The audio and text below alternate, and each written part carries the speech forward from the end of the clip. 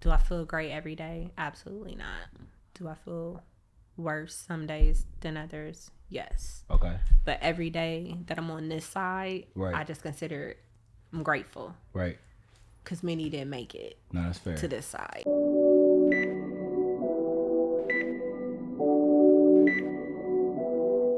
Yo, you've not prescribed with the realness, where we say the things your friends won't say and your man gonna lie about. It's your boy Dewey Rice, and we are back today in the studio with a very, very, very, very special lady. Y'all seen her 1, 2, 3, 4, 5 times probably. Like, well, it's like your 4th episode? Fourth? Okay. Yeah, y'all seen it like 4 times, so we gonna let her introduce herself, but y'all already know what time it is, so go ahead and introduce yourself. Well, hello everyone. I am Mon'Cherie. Hello everyone. I am Mon'Cherie Goodrich, also known as Dewey's mom. Welcome back. You know what I'm saying? Great to have you here. You know what I'm saying? Great to be here. You know, okay. I'm very hot, y'all. So again, y'all know when the recording starts, like I'll be very hot. I'll be painting my face and everything. But we are here today for a very special episode. I was gonna do like a little special drop, but honestly, this is another episode. So special drop, wanted to bring you on. We definitely went through some traumatic stuff about a month ago. I wouldn't say like a month, probably like a couple weeks ago. 3 weeks ago, okay? And the reason why I remember texting my mom, y'all, was on the 11th. I had to look at the text message on the Sunday on the 11th. I was probably definitely drunk.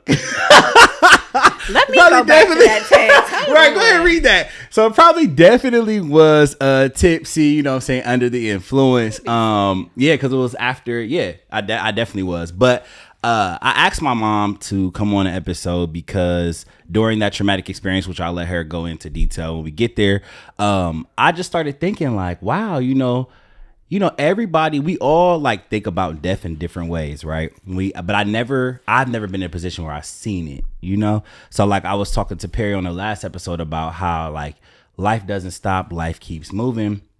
But for me, it felt like life had really stopped in that moment. And I really didn't know how to process it, how to feel. And then another thing that really like enticed me to have this episode was I had cut a clip from me and his episode, and like all the people that had reached out and just was like, you know, I'm sorry to hear that. Like, I'm here for you. Like even the real, like how it just kind of brought me to a point where I'm like, no, we got to have an episode. We got to talk about this. And so, yeah, that's why we here today. But before we get into the deep stuff, how your week been? My week has been good. Okay. I would say.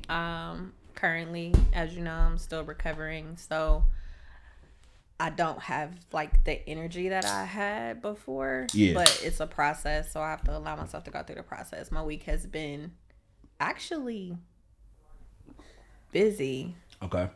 And not busy, Yeah. if that makes sense. I'm back at work, so I'm working from home right now, which is different because I'm used to being there and going in there. And for me, it's just the whole sitting still part. Like, not even gonna lie about it. That's very hard for me. Mm-hmm. My brain doesn't operate like that. Right. So I'm trying to walk in this new space. Yeah. Baby. Yeah. And it's a struggle. For sure. It's a struggle. It's a mental struggle.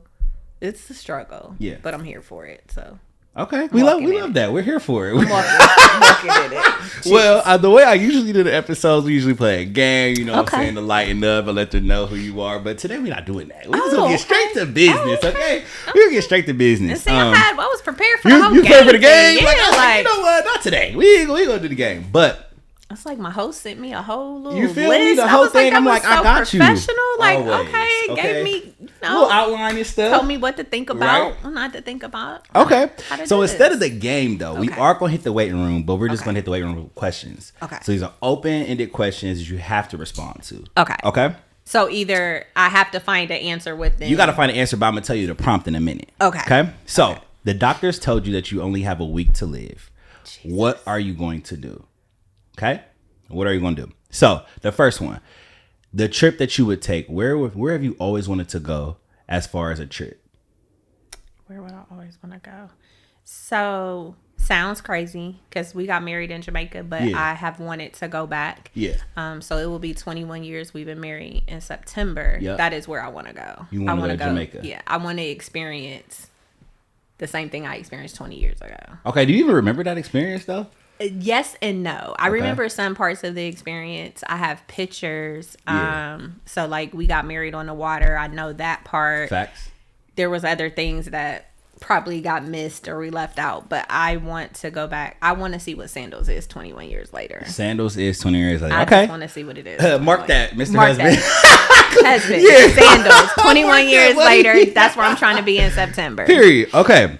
So trying something new that you've always been scared of. What is something that you've always been scared of that you would try if you was told you had a week to live? So I've done this before, but I would bungee jump. You would bungee jump? You would do that? I would jump out the airplane. Okay. Well, okay, I would do that too. I would jump out the I'm not airplane. scared to do that though. I'm not scared to jump out the airplane. Now I have bungee jumped before, and some would call me crazy. What, like Kings Island or I whatever? did it at Kings Island. Yeah, They okay. was like, who does that? Yeah. But anyway, like I'm there. I'm like right there. I want to feel it. You want to get out I the want to plane. get out the plane. I want to jump, and then so I want to crazy. kind of spread my wings and do the whole. That's how you feel like you live when you jumped out the plane. Yes. Okay, cool. Yes. Crazy enough. I'm just saying that's what I want to do. Yeah. Okay. Now this is a different one. Okay. Righting your wrongs. Who is someone you would right your wrongs with if you were told you had a week to live? Everyone gets a letter. Okay. Those influential people that have been in my life for quite some time, everyone's gonna get a letter. Get a letter. Okay. My kids definitely get a letter. My mother gets a letter. My dad is not here to get his letter, but he wouldn't get a letter. Well, maybe I would send him one. I don't know. You still writing one? I'm gonna still write him one. Okay. And some of those relationships that needed to be ended, Yep.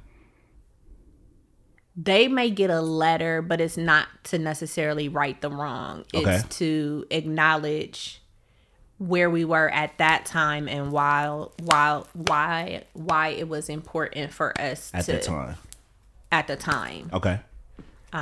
But however many years that is later, it's like, growth. You grow and you see some things and you kind of think about stuff differently. So Right. I wouldn't necessarily say some people are getting letters of apology, but maybe explanations To why it might have not worked out. why I needed to do what Okay. I did at that moment. Okay. For me. Have you like on a serious moment, have you ever thought about writing letters? Like, have you thought about that? So crazy enough, yes, I have, especially like with this last little episode and health scare that I had, because there was a lot of uncertainty. And so looking at my kids and my husband, my mom, my family, my friends, their facial expressions during these past, during that time was very hard. Yeah. Letters definitely would need to be, because I would need for them to hear something from me one last time. Okay. Okay. That's where I'm at. Okay. And I got two more. Okay. So, purchasing something expensive that you've always wanted, but you felt like you couldn't afford, what would that be? I don't know. And because you know me, that's a little hard. Facts. Because I've never, Facts. honestly, I've truly been blessed throughout life. Yeah. From birth until now. Right. I have never, there is nothing I can really say that I've ever wanted that I haven't been able to get. Period. Or have. Period. And I don't say that in a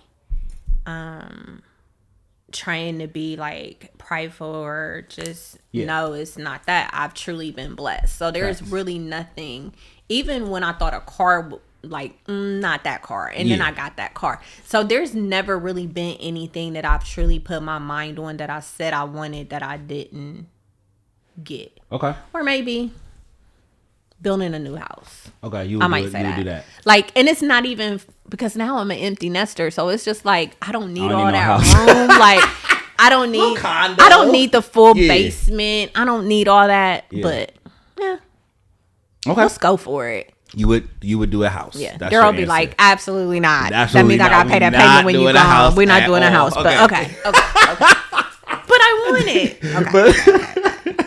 Okay, the last one would be, what would you tell your younger self now? Okay, so that question, when I read it, I was like, wow. So Yeah. immediately I started like thinking and praying into myself, and I was like, okay, God, what would I say? Yeah. One thing I would tell my younger self is it is okay. Yeah. It's okay. Okay. I'm not going to get it right every time. Okay. And it's okay. Okay. I may fall short, but it is okay. Yeah. And I'm still loved even in the process. That's so even good. if I don't achieve all the greatness that I say I want to achieve at this moment, doesn't mean it cannot be achieved. It just means that I'm not there yet, but I will be there. Okay. Well, you got through the waiting room. I got Okay. through the So waiting we're room. gonna get into it. Okay. Let's get so into those it. questions actually came from Google. I had typed in like you had 24 hours to live because when I text you, I said like, yeah, you went through this traumatic experience, but also like nobody knows they have 24 hours left. You know what I'm saying? You never know when your time is. No. And so when I typed it into Google, it gave these like prompts, like something you've been scared of, something you want to give gratitude. Like what would you like showing gratitude, things like that. And so that's why I formulated that. But to get to the office, like I was saying, I want everybody who's listening to this too to like understand that like we don't know when our time is going to come. And for me, it's hard to kind of understand that or get that in my head until the situation happened with you. Yeah. Okay. So you want to explain it or I'll explain it?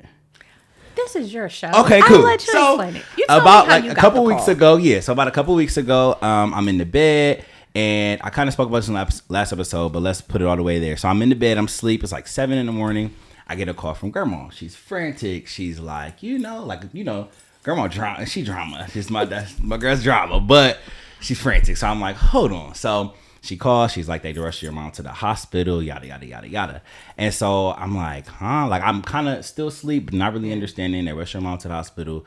Daryl was rushing, your mom was like crying in the background. So it's just like a lot of things going through my head. So boom, I go pick her up. I go get her, pick her up, take her to the hospital. They acting kind of funny to get us in. The hospital just be doing too much, right? So they like you in the back room. So then Daryl come out. They like, we got to wait in the lobby. Only one person can go. Boom, they take grandma. Cool. I'm still cool in the waiting room. Everything's cool. Everything's going to be okay. Like, oh, okay, look, give her some medicine. Cool. So we in the waiting room, and then grandma was like, Daryl, somebody said, like, do you want to go see her before you leave or whatever? And I was like, sure, come out, go to the gym. So I get back there. Oh, like, just, wow. Totally like, different. Yeah, like, no lashes, no nothing. Like, you plugged up, and like, just the whole hospital experience was just crazy to me. So in that moment, I think it hit me like, wow, she might not make it through this. Right.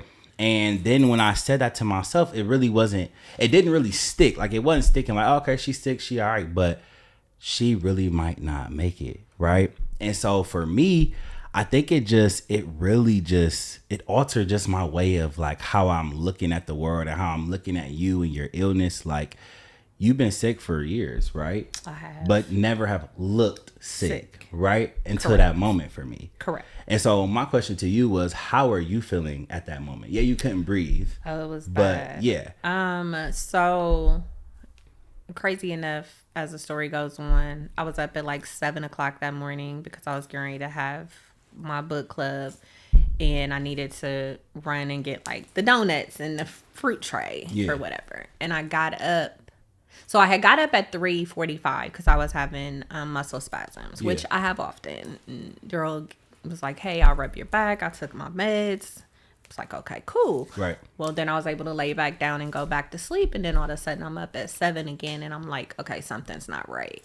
So for me at that moment, as scared as you all was, know that I was 50 times scareder. Yeah. Because I knew truly if I had not allowed Daryl to take me to the hospital, I wasn't gonna like make it to the hospital. I knew that.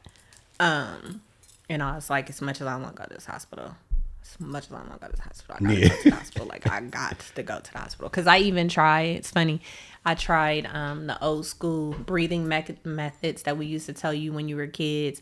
If you were out of breath or hyperventilating, put your head in between your legs. Girl, you couldn't breathe.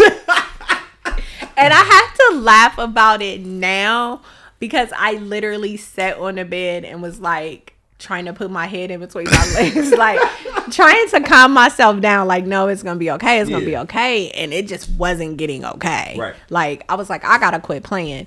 I didn't have time to put a lash on. I didn't have time to do any of that. It was like, I need to get to this hospital like yesterday. Yeah. And I want to be able to live past this hospital. So we got to get going. And he was all emotional and I was all emotional. And then I was trying to grab stuff. Like, I was like, I need my phone charger. Because in my head, I was like, I'm going to be here for a while. Like, I literally knew it wasn't going to be an in and out. Got you. And so as I'm trying to grab all this stuff, I even actually grabbed my work computers. And so they were like, let's go. Like, he was like, let's go. Come on, we got to go. We got to go. Yeah. 12 days happened really fast. Yeah, for sure. 12 days happened really fast. And that's different for me because I've never been in a hospital before. I've literally had 4 children, and my children were born in hospitals and turned 24 hours old at home. So to tell me that I'm about to be in this hospital for 12 days, like the days start running together. For sure. And I was like, I'm on day 10. Like, it's been 10 crazy. days. It was crazy. And then to see the faces on your family and your friends, especially your kids as they're walking in, or your husband as he's walking out, it was like, okay, this is serious. This is serious. Yeah. Like, it's a lot. Yeah. It's a lot. Emotions were high all across the board. Definitely.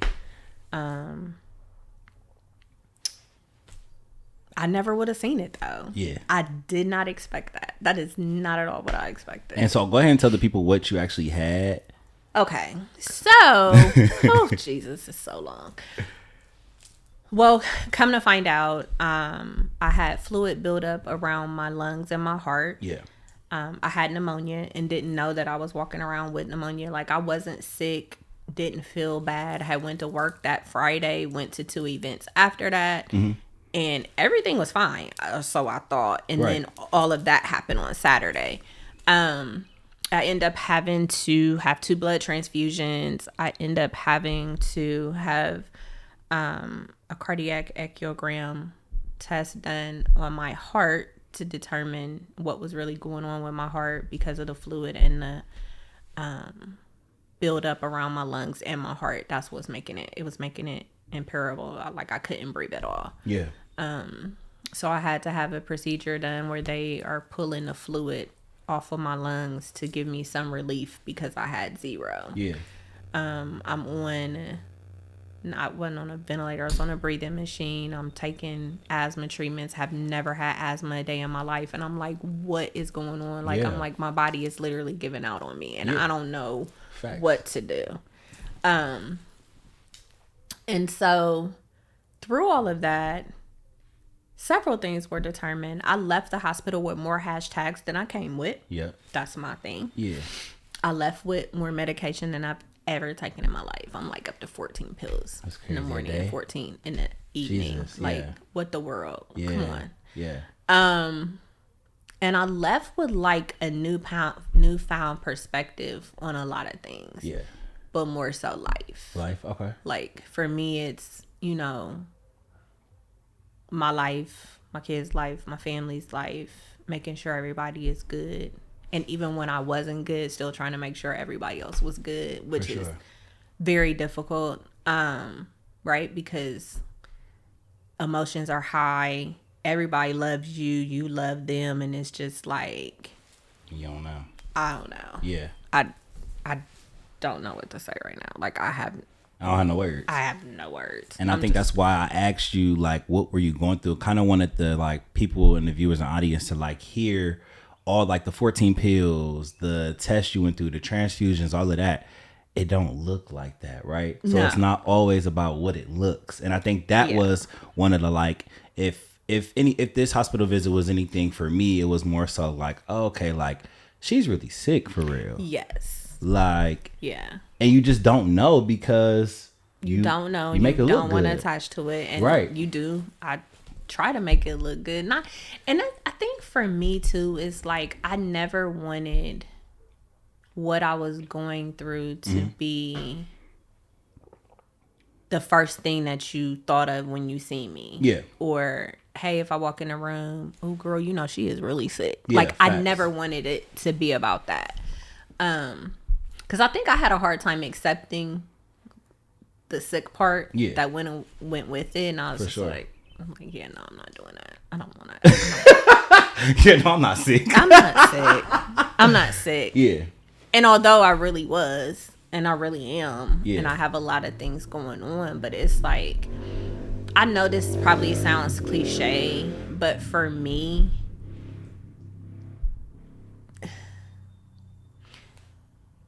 God has given me a solace through all of this. Yeah. That it's unexplainable. Okay.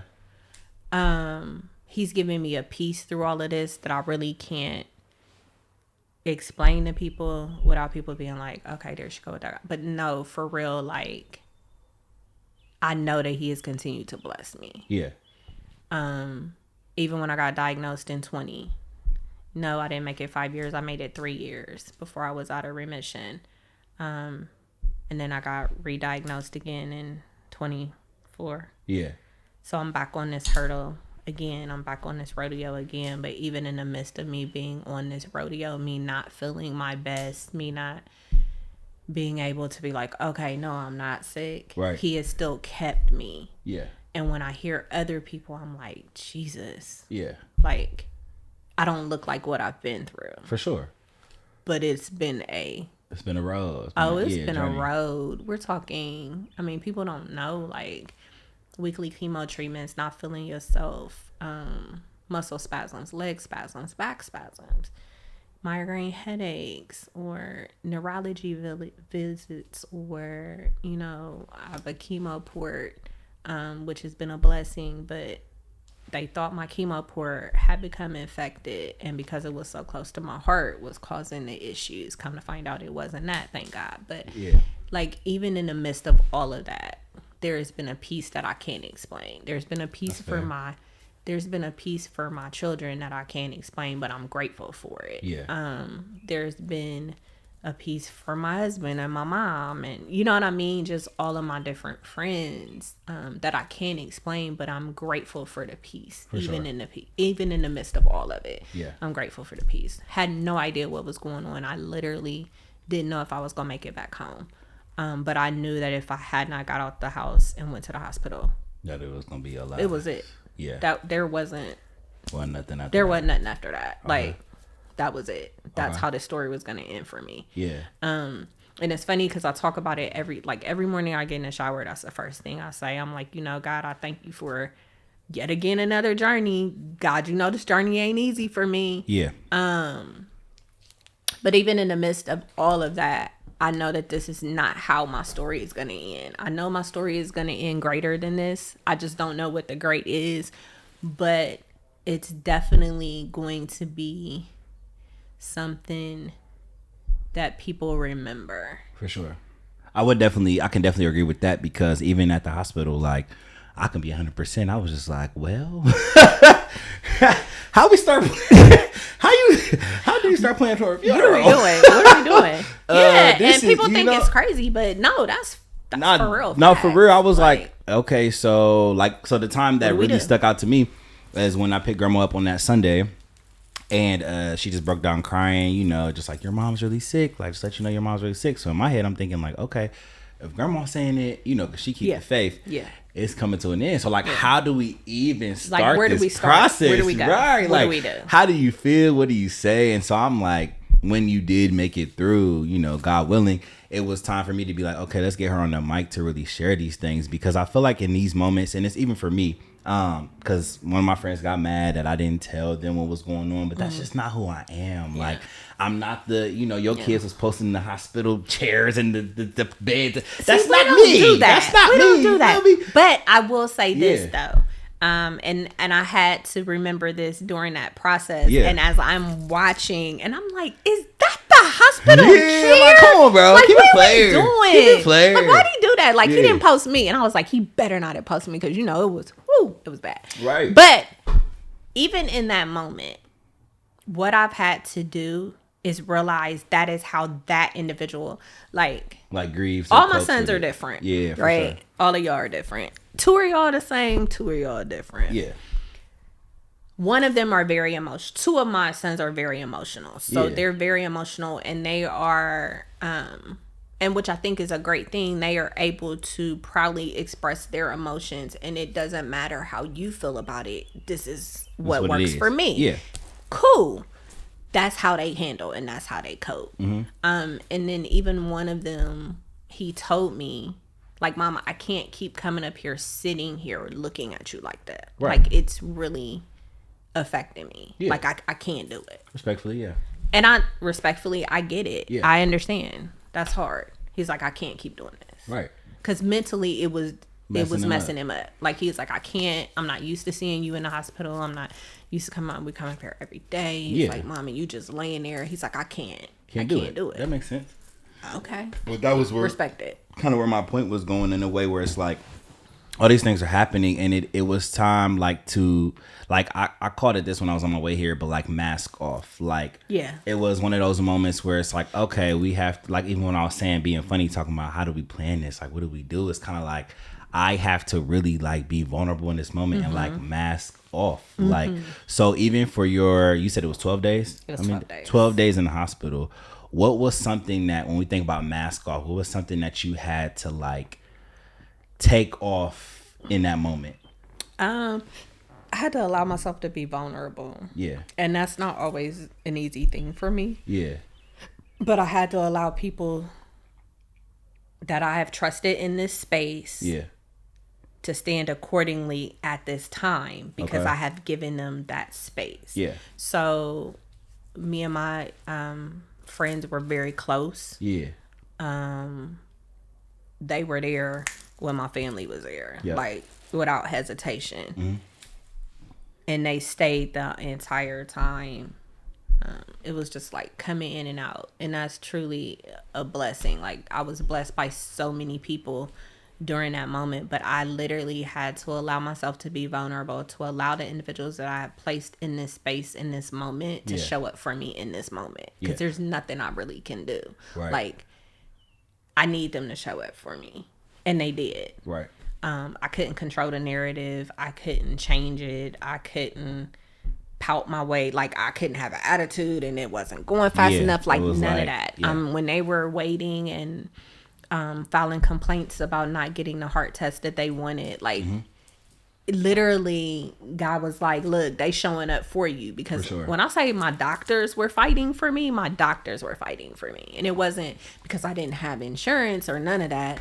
I have great insurance, actually, but where they needed me to go to take the test, that machine had been down. And so because of the length of the test, because the test was so, I needed to lay flat on my back for 45 minutes and still be able to breathe. On Saturday, I couldn't do that. On Sunday, I couldn't do that. On Monday, I couldn't do that. So the test kept getting delayed because not only was the machine not working appropriately, but I wasn't even in a space that I could lay for 45 minutes on my back and still be able to breathe. They knew that I couldn't do it without coding. So it was just like, we can't even have her take this test.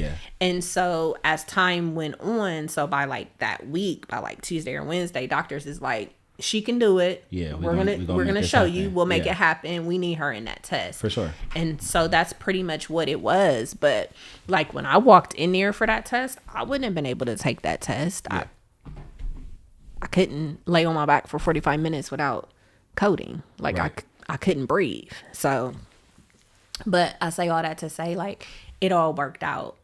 I truly believe it all worked out the way that it was supposed to work out. There is definitely a message in it. That's why I was like, we got to get you on it. It's definitely a message. Definitely a message in it. I think for me, being a mom and a wife and a daughter and a niece and a friend and a sister and all that, for me is that, as you said in your podcast, we all got 24 hours, and what we do with our 24 hours, it's up to you. It's up to you. Like, you either going to be impactful, you either going to be a blessing or not. And you think about, even when you say the 24 hours, you think about all the time that you waste on stuff that don't matter, right? Like, you think about all the things you waste your time being irritated about. The dumb conversations, the dumb remarks. Like stuff that just don't even matter, right? Yeah, you spend a lot of time worrying about things that don't matter. You spend a lot of time playing back in your head, or I do, like, how things happen. And then at the end of the day, you like, it happened. it happened. Yeah. There's nothing I can do about it. Like, For I sure. can't fix it. And that's the one reason why when I read your outline and it said, what will you tell your younger self? Yep. It's okay. Right. Like, I would tell my younger self, it is okay. It's a process. Yeah. It's going to take time. Okay. You're not perfect. Yeah. You're not going to get it all that's right. cool. And it's okay Yeah. if you don't, right? But you have to live the best version of you, period. Right. So that would be what I would tell my younger self. Like, no, it is okay. Right. So I'm still going to be successful. Well, let's go ahead and build off of that then. Okay. So if you could have prepared yourself for your illness and being diagnosed with cancer, what would you have said? Whew. What the hell? Seriously. What the hell? What the hell? What the hell? Yeah.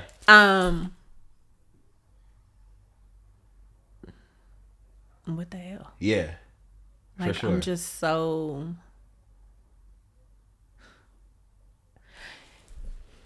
So the famous saying everybody always goes to is why me, right? I don't say that because then on the flip side, I say why not me? Yeah. Like, what would make you more prone than me? Yeah. Why not me? Why not you? God has a sense of humor. Yeah. I've always told that I was strong. I tell everybody, and I say it all the time now, I'm like, God got more faith in me than I got in myself, because for him to say that I'm strong and I'm an overcomer and I'm going to overcome this and you're going to be fine in the process, it's like, boy, who is you talking to? Like, no, I'm not going to be okay. Yeah. But I am. Yeah. Right? He definitely sees me a lot stronger than I see myself. He definitely gives me more grace than I see in myself. Yeah. And he's given me like this overwhelming desire to fight for the underdog. Yeah. Right? And so I try to do all of that the right way. Right. And I guess that's where my strength comes from. Like, I refuse to be defeated. Mm-hmm. Literally. I got so much more that I feel like I have to do in this thing called life. And I don't want to be defeated, but it's taking me on a spiritual journey that I didn't expect to go on. Okay. Where I couldn't lean close to anything or anybody but him. Right. Because he was the only one that was going to be able to help me out through this. Even when I was crying at night and didn't nobody know it, or, you know, when I was in the bathroom running the water, screaming my head off, but didn't want nobody to hear. Like, I know it's because it's because of God. Like, there's no other way or no reason. I'd have been and tapped out. For real? Yeah. And I say that no, that's because, not funny, but that is like no, and I say that because people need to really understand, like, you go through a metamorphosis of emotions when you deal with any sickness. Yeah. And so I'm 49 years old. Right. Got diagnosed, 43? And so I've been fighting this battle. Now it's been 5 years. Yeah. It's tiring. Yeah. It's tiring. It's a lot. Yeah. It takes a lot out of you. You're constantly, and then to come to find out that one thing we were doing to extend my life was also causing my heart to have other issues. And now I have other issues because of what I was doing for my cancer. So that's hard, right? Because here we are embarking on a treatment to make my life better, and what I thought was better was making it worse. Yeah. So now I have another whole fight. Right. And I have another whole set of doctors that have been added on to this process. And just dealing with all of that, like, make it make sense. Like, I'm so confused. I don't understand. How is it somebody can have stage 2 cancer or stage 3 cancer and they pass? Yeah. And I have stage 4 and I'm told, you know, it is spread, but I'm doing better than a person with stage 2. Like, it's a lot of information that doesn't make sense. Yeah. And it can be very overwhelming. Yeah. And because I'm somebody that goes down a rabbit hole, I feel like now every time I look on my social media page, somebody is dying of cancer, and it affects me every time I read it. Yeah. And even if it's that they don't have the same cancer I had, or we're completely different. Like I just read that Brian McKnight's son just died after a 2-year battle with cancer, and I'm just like, yeah, how'd that happen? Yeah. Like, and I've been battling this for this long. Right. And it's just like, I'm like, Jesus, well, rest in peace to his family. And then it's like, okay, well, let me read. Like, what did it say that he had originally? And Facts. how was that any different than what I had? So just going down that rabbit hole and keeping myself not going down that rabbit hole. I try to keep my mind as busy, but I have one of those minds, like, it doesn't shut off. So it constantly is going and thinking and trying to figure stuff out. But yeah, it's crazy. Crazy is just crazy. Yeah. So I mean, also, seriously, to your point of like crazy, and even like when you were talking about kind of like this thing of expiration dates, right? I feel like when you do hear somebody with an illness, you are thinking it's an expiration date, right? Yes. But I also had to change my perspective because we all have an expiration date, and it could be you any day and at any time. Yes. But I do want to kind of lean in on the illness.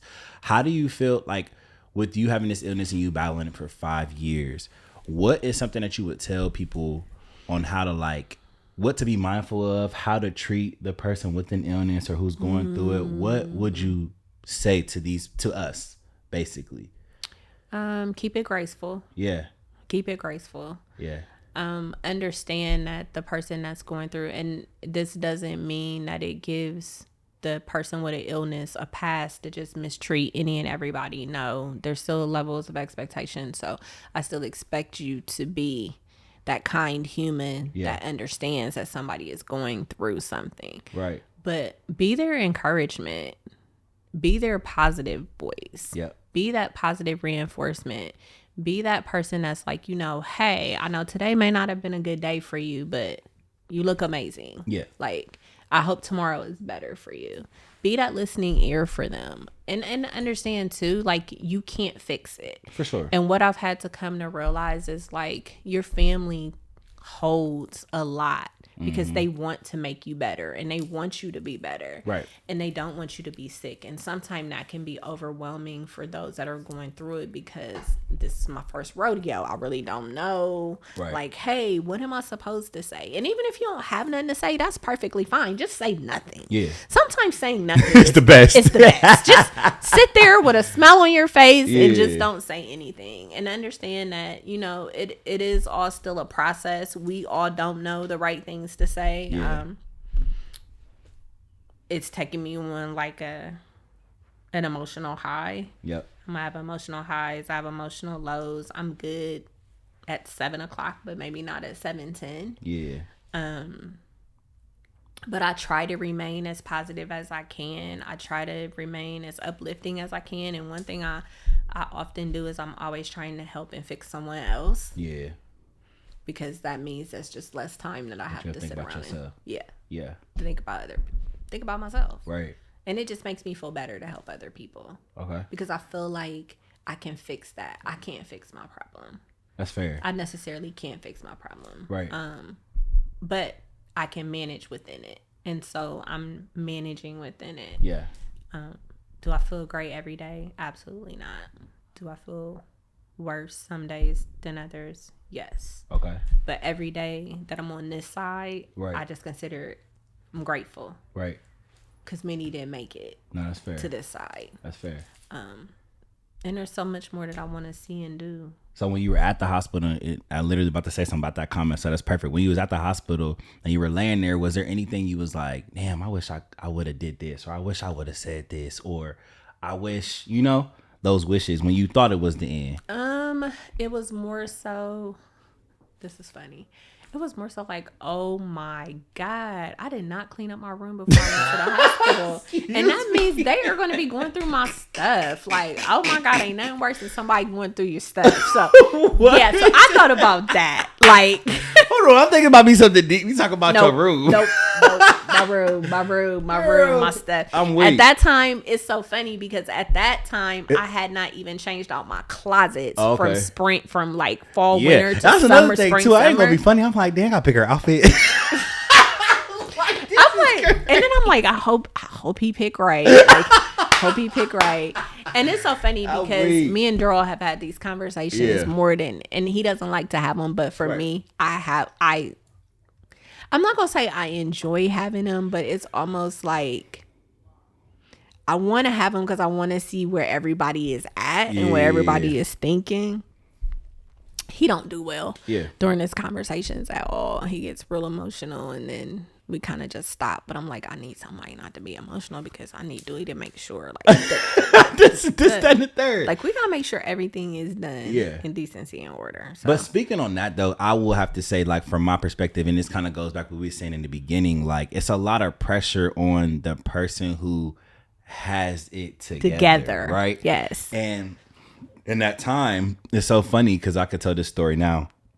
So it was weird when I was moving. So I got on my elevator to go to my house. It was like a day before before grandma called. So it was like everything was happening at once. And I remember telling my coworker, like, yeah, I think it's the end, like, cause this happened. So I'm getting on the elevator and my phone is in my hand, but you know how like sometimes you scroll to the left and you'll see like the pictures at the top. It was a picture of you in high school in the bed upstairs where grandma had took. And so I'm like, so when it happened, I'm like, oh, that's weird, whatever. So then boom, I got out of it, got in the house, whatever. Next morning, grandma called. So I'm like, okay, so is this like a foreshadow? Like it's showing me like my mom smiling, young, like vibrant. And now grandma's calling me, telling me she's sick. So I remember fast forward after that, like a couple days later is when me and her had our conversation. And I was just like, everybody's called me. Holding it down for Jalen, holding it down for Darnell. Well, not Darnell. Anyways, holding down for holding it down for Darnell, D'Angelo.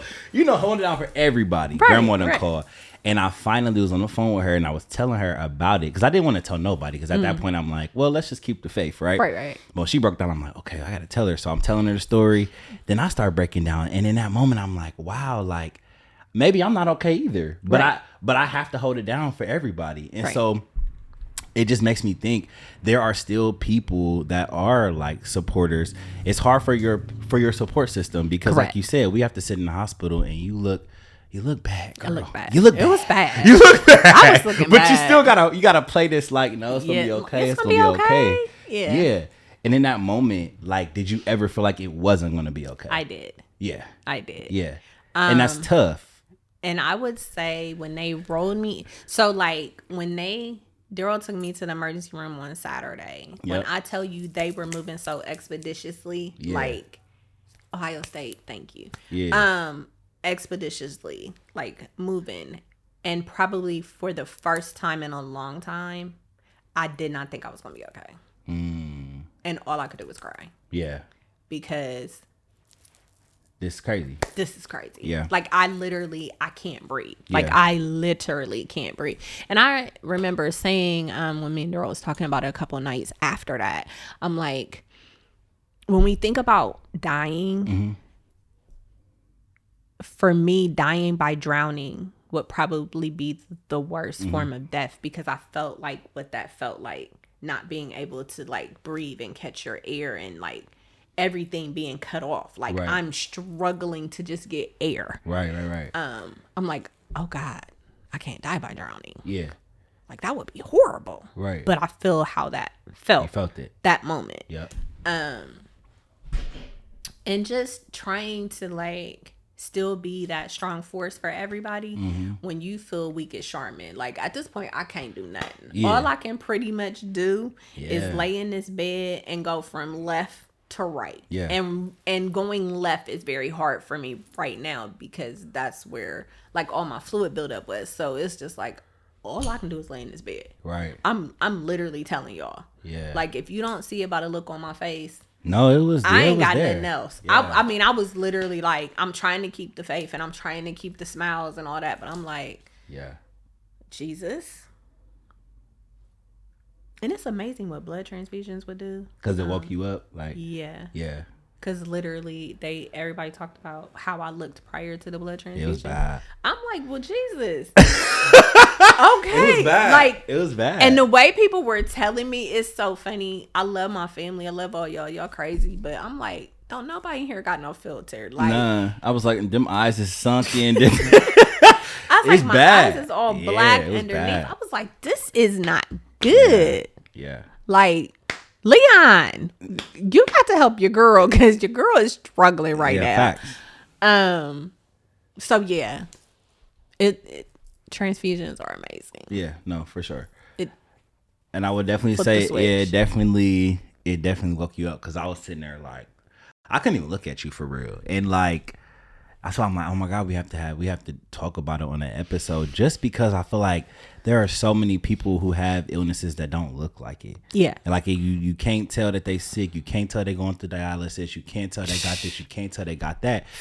But like, what we can do is let them tell their story. Yes. And so I feel like it's important for you to continue to share with others how you feel. And because I feel like there's also people out here who may have a family member that's sick, but their family member isn't expressing those things because they're making it look so good. Correct. And I think that's where, for me, and I think for pretty much everybody that was going through it, as far as family wise, we've never seen you sick, never seen you in the hospital. I don't even go to chemo treatments. You know, I went to when you rang the bell the first time. Yeah. But when you're not in that space, you really don't know. Correct. You know what I'm saying? Correct. And so my last question, kind of like to wrap it up, would be like where you are mentally. So people with illnesses, I feel like when you have an illness like cancer or like kidney failure or diabetes, you do give yourself expiration date. Like, dang, I might not make it in 6 months. I might not make it in a year. But with all of that, like, how do you feel mentally?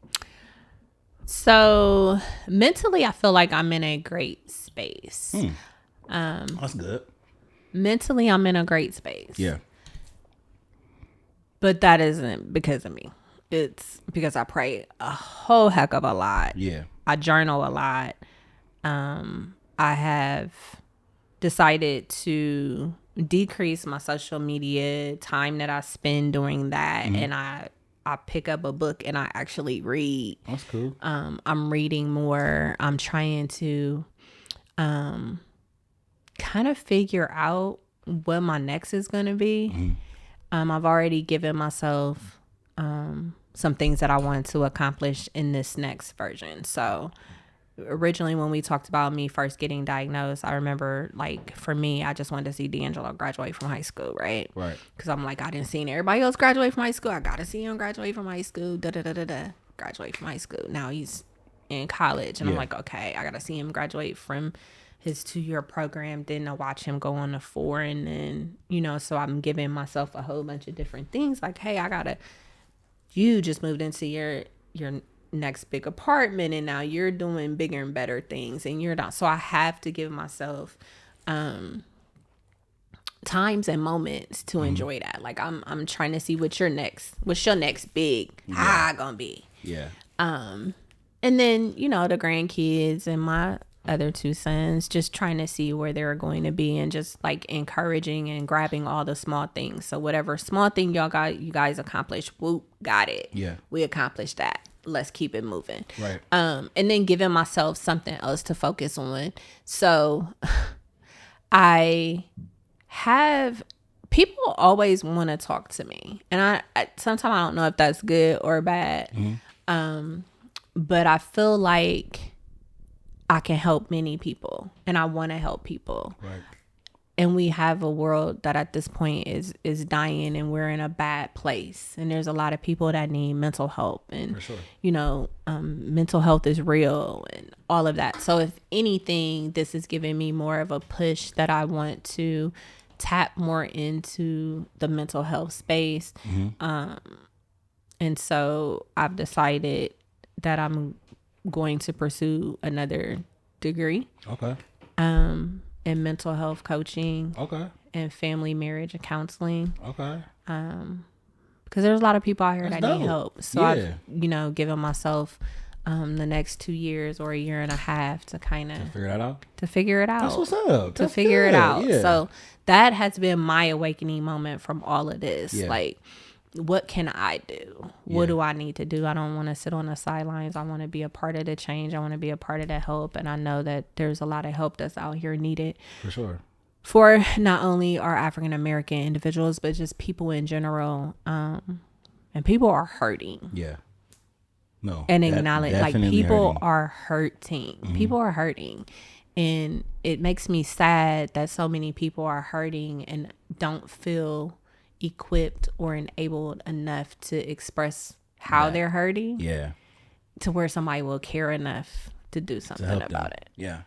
So that's good. I wasn't expecting that. Yeah, and now that was my surprise. You got to lead them off to this too. Okay. So I do want to speak to the people with illnesses and who are going through that. What would you tell them? You done been 5 years through it. You done went through a really, really traumatic experience where you thought that it was in for you. What would you tell that person with an illness? I would tell them to keep fighting. I would tell them, believe in yourself. Like, believe in that part of you that you like, I'm not going to let this happen. It's not about letting it happen, but believe enough in yourself to rely on the people that's closest to you. Yeah. To be your forged, to be your protection. And it is okay to not be okay. Yeah. It's truly okay. There is no judgment in not being okay. Today wasn't a good day for me, but I'm going to keep trying, and tomorrow is going to be better. Yeah. Allow yourself to breathe. Allow yourself to appreciate and rely on those individuals that have shown you they got your back. Right. Because they've shown you they've got your back. Yeah. So it's not for you time to trust them in that space. And no, it's okay. Okay. It's okay not to be okay. Yeah. It's truly okay not to be okay. You don't have to sit around and make yourself okay for a particular person or an individual. Like, I get it. We all want to do that. But when I say I'm not good, I'm just not good. Today's just not good. Flat out. Now, tomorrow, I hope, tomorrow I'm hoping that tomorrow will be better. But today, this is what you're getting for today. Right. This is what I got. I'm angry. I'm upset. And that's what you're getting. And that's what you're getting. Flat out. And if you can't, respect now you're going to take this attitude. Okay. Yeah. Like, no. I mean, it is so hard to walk around and try to make everything perfect for everybody. Yeah. It is. It's hard. For sure. It takes a lot out of you. And I'm like, you know what? God knows my heart. He know what I meant. He know I might have fell a little short, but that's okay. I'm gonna pick up, come back. Yeah. I'm gonna knock it out the park. Okay. The next time. Just not this time. Just not this time. Nope. That's it. Nope. Well, we gonna wrap it up. Nope. We gonna wrap it up. No. But I think one of the things I did want to say is, like, we are happy you're here. Thank you. I'm happy I'm here. We are happy you made it through. It was definitely a traumatic experience. I'm sure every day is traumatic for you, though, at this point, like what you're going through. But for me, I will say it was definitely traumatic in a way, just where you just didn't have the answers. So I want to encourage anybody out there, like, if you don't have the answers, it's okay. Like she said, every day is not going to be your day. It's okay not to be okay. But also know that you do have people. Hopefully y'all have people in y'all's corner to lean on. And just push through. So that was good. That was good. Yeah, that was good. I'm glad I had you on. Something told me when I was drinking to have you on. I said, you know what? I'll send this message. But also, y'all, for real, before we wrap up, and before you tell them where to find you and things, know that do something with your 24 hours. Like, when I tell y'all, like, that's really been awakening for me, is like, nobody's promised tomorrow. When we've heard that forever, right? But when you actually see that you're not promised tomorrow, it just changes your perspective completely. Yeah. So what are you doing with your 24 hours? Ask yourself that. And so, Mom, go ahead and let them know where they can find you. You can find me on social media. Yeah. I don't even know what my Mon'Cherie Goodrich. Yeah, that's just type that. That's in. it. Just Mon'Cherie Goodrich. Just type it in. Yeah. Facebook, Instagram. Okay.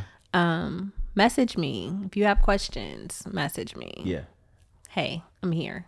Love that. Open for it.